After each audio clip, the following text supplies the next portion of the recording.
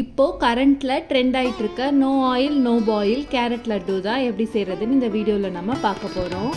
உண்மையிலே இந்த லட்டு ரொம்ப டேஸ்ட்டாக இருந்துச்சு. இப்போ வாங்க இந்த லட்டு எப்படி செய்கிறதுன்னு பார்க்கலாம். மிக்சிங் பவுலில் துருவின கேரட் 1 கப் எடுத்துருக்கேன்.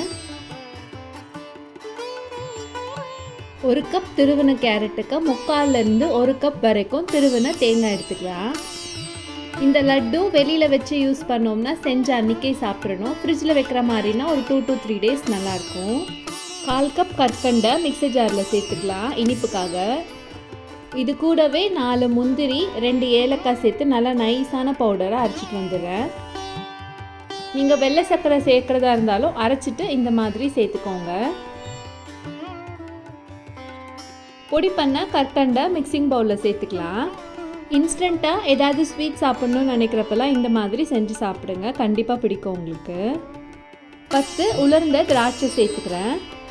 சாப்பிடும் போது அந்த க்ரன்ச்சினஸ்க்காக 1 டேபிள் ஸ்பூன் வெள்ளை எள்ளு சேர்த்துட்டு எல்லாத்தையும் நல்லா கை வச்சு பிசைஞ்சிக்கலாம். அழுத்தம் கொடுத்து பிசையும் போது கேரட்லேருந்து தண்ணி வெளியில் வரும். அதை அட்ஜஸ்ட் பண்ணுறதுக்காக பொடி பண்ண பொட்டுக்கடலை மாவு சேர்க்கணும். நீங்கள் பொட்டுக்கடலை மாவுக்கு பதிலாக அவலையும் அரைச்சிட்டு இதோடு சேர்த்துக்கலாம், நம்ம சாய்ஸ் தான். 1 கப் பொட்டுக்கடலையை நல்லா பொடி பண்ணி எடுத்து வச்சுருந்தேன். அதை கொஞ்சம் கொஞ்சமாக சேர்த்து பிசைஞ்சிக்கலாம். ஒரே டைம் மொத்தமாக சேர்த்துடாதீங்க.